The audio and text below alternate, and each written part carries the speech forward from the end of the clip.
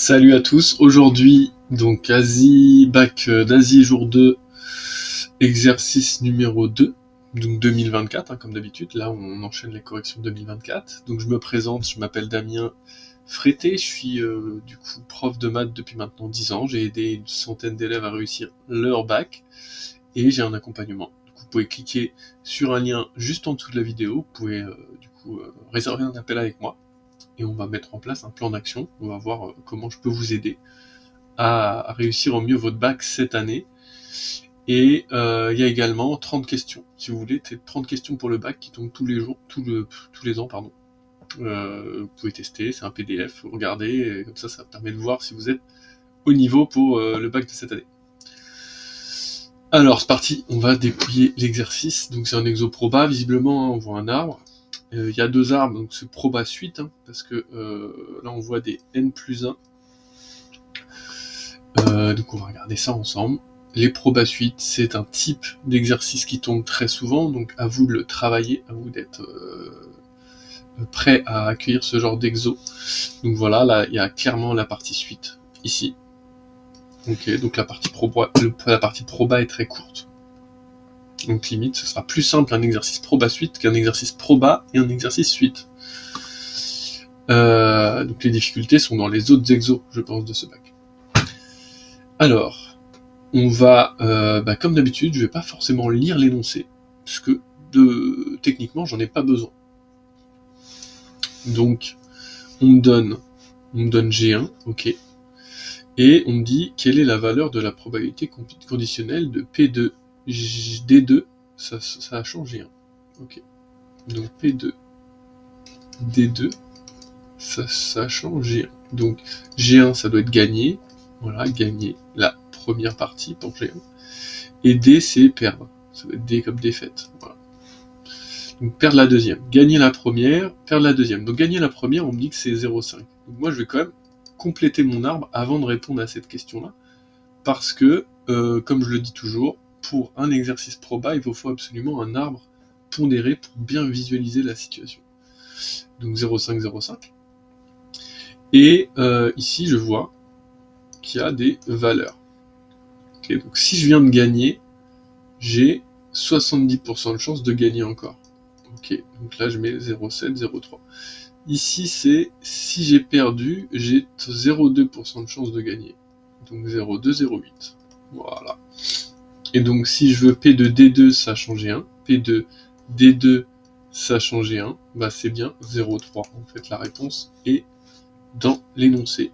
C'est quasiment évident que la réponse est dans l'énoncé, puisque c'est la première question, donc c'est une question très facile. Recopier et compléter l'arbre, bah c'est bon, j'ai déjà fait. Calculer G2. Donc G2, on voit que l'événement G2, ok, ça c'est l'événement G2, c'est la fin de l'arbre, et il y en a deux. Du coup, si on veut calculer P de G2, qui est la probabilité G2, ok, petit G2 c'est la probabilité, grand G c'est l'événement. Eh bien, on a juste à faire la formule des probas totales. Formule proba totale. Donc vous devez le dire si vous voulez absolument avoir les points de rédac. Donc c'est P de G1 et G2 plus P de G1 bar et G2. Donc c'est tous les chemins qui mènent à G2 quoi. Et donc ici ça nous fait 0,5 fois 0,7 plus 0,5 fois 0,2. Ok, et je vous laisse calculer cette proba, vous pouvez la mettre en commentaire, et je vous dirai si elle est bonne ou pas. Ensuite, question 4, là on va commencer à se dire, ok, on va généraliser ce cas de probabilité, puisqu'on peut rejouer n parties. Okay. Du coup, ça veut dire que la probabilité, le fait de gagner la partie d'après, ça va dépendre de si on a gagné la partie d'avant. Du coup, c'est ici que va se créer les probas. Petite astuce, ici ce sera toujours les mêmes valeurs.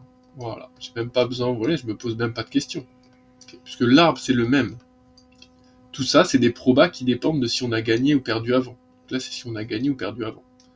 Et ici, comme on généralise, bah là c'est 1 moins g de n. C'est l'opposé de g de n. Voilà, j'ai recopié là, tranquillement. Okay. Et ensuite, on me demande de justifier ça. Et bah c'est encore une fois les probas totales. Okay. P de gn plus 1, on veut. On veut tous les événements qui mènent à gn plus 1. Donc c'est tous les chemins, ici et ici. Donc je dois remettre la formule, je remets le détail. Bon, là j'ai la flemme, je vous laisse le faire. Et donc ça nous fait g, petit g de n fois 0,7 plus 1 moins petit g de n fois 0,2.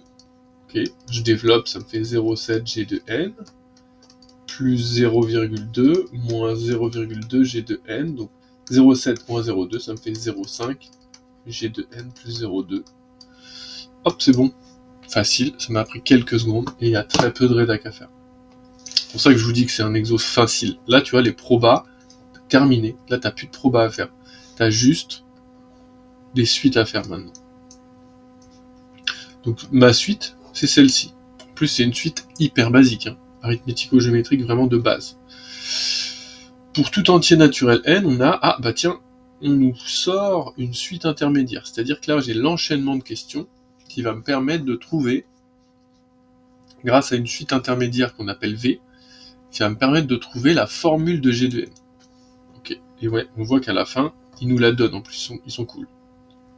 Donc je dois montrer qu'elle est géométrique. Ça, c'est une question que tu dois savoir faire absolument. Ok. Donc, pour montrer qu'elle est géométrique, j'aimerais trouver que Gn plus 1 égale quelque chose, donc la raison, fois Gn. Du coup, alors, pardon, c'est la V que je veux montrer, donc ça va être Vn plus 1 et Vn là, pardon. Donc ce que je vais faire, c'est que je vais écrire Vn plus 1 moi-même. Donc si Vn c'est ça, bah, Vn plus 1 c'est la même chose, mais tous les n c'est des n plus 1. Et ensuite je remplace Gn plus 1 par ce que c'est. 0,5 Gn plus 0,2 moins 0,4. Ensuite Gn, j'en veux pas, je veux du Vn. Ce que je vais faire, c'est que ça, je vais le transformer pour isoler Gn. Okay, c'est Vn plus 0,4 qui est égal à Gn. Okay, c'est écrit là, je passe le moins 0,4 de l'autre côté. Du coup, bah, tout simplement, ça me fait 0,5 Vn plus 0,4 plus 0,2. Attendez, je vais faire ça. Moins 0,4. Okay. Si je développe, ça me fait 0,5 Vn plus 0,2 plus 0,2 moins 0,4. On voit bien que tout ça s'annule.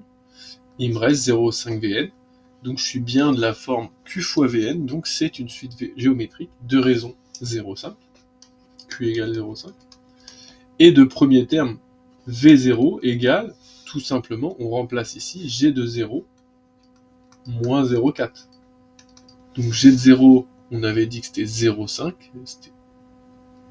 C'était... Ah bah non, c'est G de 1 le premier terme, donc pardon, on fait G de 1. On fait V de 1, pardon. V de 1, G de 1, donc ça fait 0,5 moins 0,4, et ça nous fait 0,1. On a trouvé le premier terme et la raison. Du coup, hop, il nous le demande toujours, hein. On précisera machin, donc moi je le fais automatiquement, comme ça m'évite d'oublier que dans la question, il y a souvent cette partie-là qu'on oublie. Montrer que Gn, ça s'écrit comme ça. Alors, pour l'écrire comme ça, il faut dire que déjà V de n, c'est une suite géométrique, donc elle s'écrit sous la forme V1 fois Q puissance n-1. Okay. Donc Vn est égal à 0,1 fois Q puissance... Q, pardon, c'est 0,5 puissance n-1. Et on a dit que, ici, je l'écris là, Gn c'est Vn plus 0,4. Bah écoute, Gn c'est Vn plus 0,4. Donc Vn c'est ça, 0,1 fois 0,5 n-1 plus 0,4. Voilà. Ah bah j'ai trouvé la même chose. Bah je suis content. Voilà. Easy. Ensuite, étudier les variations de la suite. Alors, pour étudier les variations d'une suite, on fait G de n plus 1 moins G de n, la plupart du temps. Donc là, on va voir si ça fonctionne.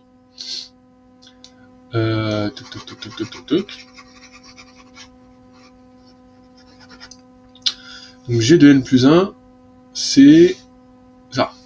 0,5 g de n plus 0,2. Moins g de n, c'est g de n, voilà. Ici, ça me fait moins 0,5 g de n plus 0,2. Ok, bah écoute, ça m'aide pas trop. Donc ce que je vais faire, c'est que je vais me dire,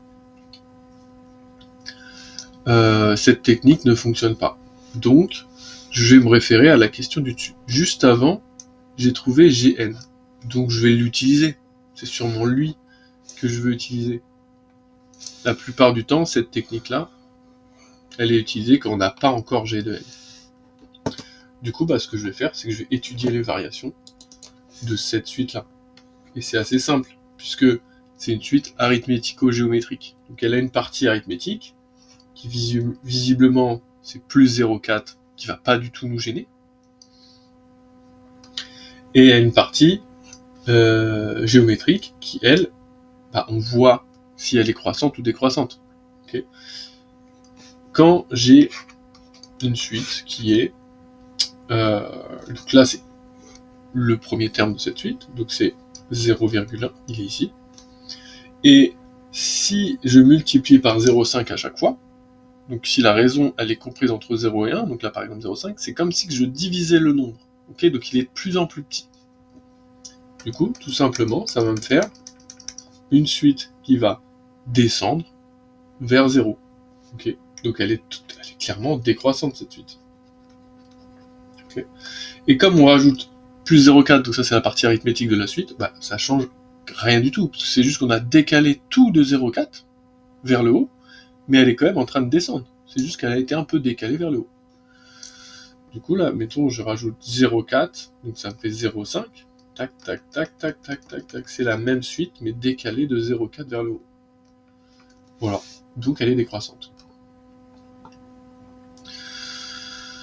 Donner en justifiant la limite de la suite Gn, interpréter le résultat dans le contexte de l'énoncé. Alors la limite, elle est facile à faire puisqu'on a la formule. Donc on fait comme si c'était une fonction. Limite quand n tend vers plus l'infini de g de n, c'est tout simplement, donc là je fais tendre ça vers plus l'infini, ça fait 0, puisque c'est ce qu'on a dit. Hein.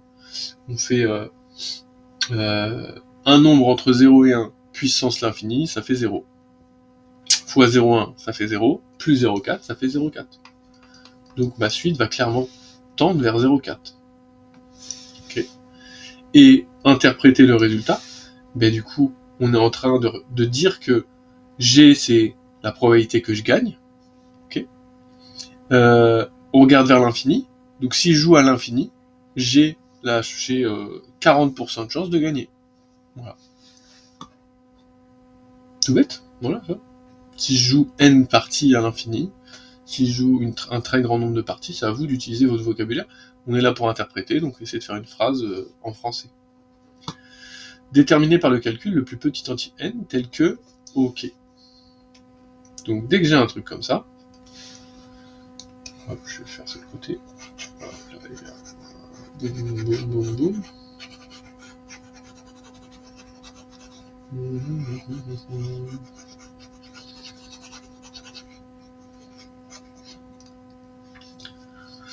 En fait, je le résous. Hop, j'écris, tac, tac, tac, moins 0,4 est plus petit ou égal à 0,001. Donc Gn, on a dit que c'était ce truc-là. Donc moins 0,4, ça fait juste Vn. C'est marrant. Donc je vais écrire juste 0,1 fois 0,5 n-1, tac, tac, 0,001. Je passe le 0,1 de l'autre côté. Ok, n-1, tac, tac, tac. Donc ça me fait, je vais faire 0,001 sur 0,1. Ensuite, là, on se retrouve dans le cas, on est dans l'exercice proba suite. Du coup, on se retrouve dans le cas probabilité où on veut me tester sur appliquer un ln pour enlever la puissance de n. Du coup, j'applique ln, tout simplement. ln ici. Je peux même, on va faire différemment. J'aimerais qu'il y ait n tout seul.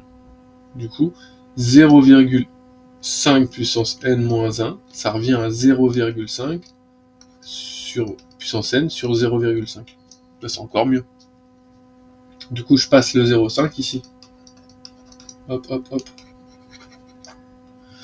Et là, je peux appliquer mon ln.